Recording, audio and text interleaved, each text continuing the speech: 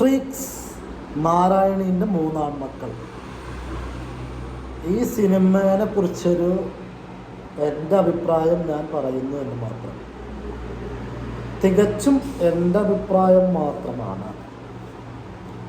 അത് ശരിയാണ് എന്ന് ഞാൻ വാദിക്കുന്നില്ല.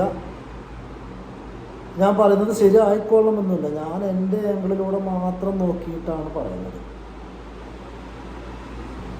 അപ്പോൾ ഈ റിവ്യൂ കാണാൻ വരുന്ന നിങ്ങളോടേക്ക് പറയാനുള്ളത്, ഒരു സിനിമ കാണാൻ നിങ്ങൾക്ക് താല്പര്യമുണ്ടെങ്കിൽ പോയി കാണുക. അല്ലാതെ ഒരു സിനിമ അറിഞ്ഞുകഴിഞ്ഞാൽ അതിനെക്കുറിച്ച് റിവ്യൂ പറയുന്ന ഒരുപാട് മൊയന്തുകൾ ഞാൻ ഉൾപ്പെടെ യൂട്യൂബിലുണ്ട്.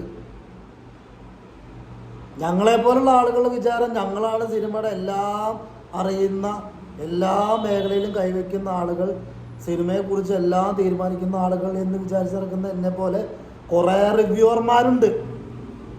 അപ്പോൾ ഇതുപോലെ ഞങ്ങളെപ്പോലുള്ള വിഡ്ഢികളുടെ വാക്ക് കേൾക്കാണ്ട് നിങ്ങൾക്കൊരു സിനിമ കാണണമെങ്കിൽ പോയി കാണുക. എന്ത്, നിങ്ങൾക്ക് പേഴ്സണലായിട്ടൊരു അഭിപ്രായ വ്യത്യാസങ്ങളൊന്നുമില്ല?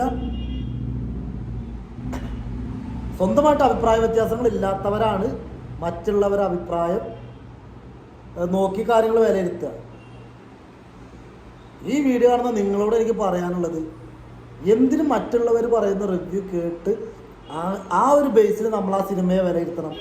നിങ്ങൾ സ്വന്തമായി പോയി കാണുക. കാണാൻ തോന്നുന്ന സിനിമ പോയി കണ്ട് നിങ്ങളുടേതായ കാഴ്ചപ്പാട് രേഖപ്പെടുത്തുക. അല്ലാണ്ട് മറ്റുള്ളവർ പറയുന്നിട്ട് റിവ്യൂ അത് മറ്റത് മറിച്ച് കുറേ എണ്ണം ഉണ്ട് എന്നെ പോലെ യൂട്യൂബിൽ.